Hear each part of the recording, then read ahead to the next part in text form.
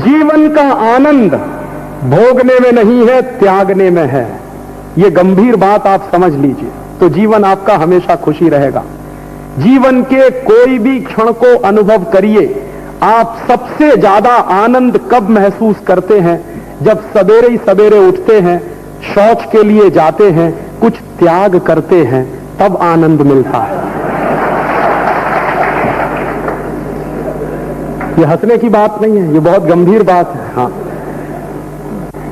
सवेरे ही सवेरे उठते हैं, शौच के साथ साथ मूत्र का त्याग करते हैं, तब आनंद मिलता है। सोचिए तो सही, यहां तो त्यागने में आनंद है, भोगने में आनंद नहीं। और भोगने की कोई सीमा नहीं होती, त्यागने की एक लिमिट है, आप अवर लिमिट तक जा सकते हैं। भोगने में आप डूबना शुरू कर दीजिए, उसमें से बाहर नहीं निकल पाएंगे।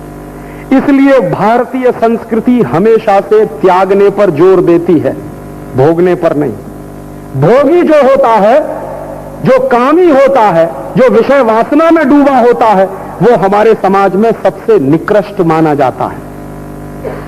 भारतीय समाज में जो त्यागी है वो ऊंचा माना जाता है, ऊपर उठा हुआ माना जाता है। तो इस देश में तो हमेशा से जो जितना बड़ा त्यागी, जो जितना बड़ा फकीर, वो उतना ही ऊंचा है।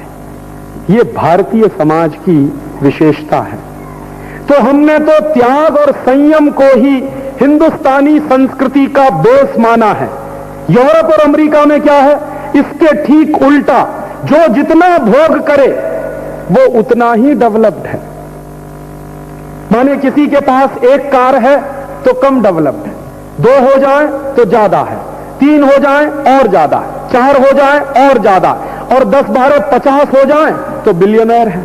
यहां तो जिसने छोड़ा है वो भगवान है, वहां तो जो भोग रहा है उसको कहते हैं कि वो। तो यहां डेवलपमेंट की यात्रा क्या है?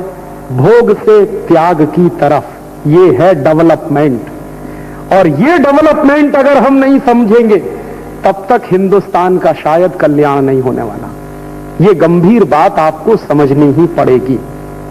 और जब आप डेवलपमेंट की इस परिभाषा पर कसना शुरू करेंगे तो हिंदुस्तान में आपको जो विकसित नजर आएंगे वो ऐसे ही लोग होंगे जिनको आज आप हिकारत से देखते हैं। वो शायद इस देश के सबसे विकसित लोग होंगे। समझिए, ये भारतीय संस्कृति है।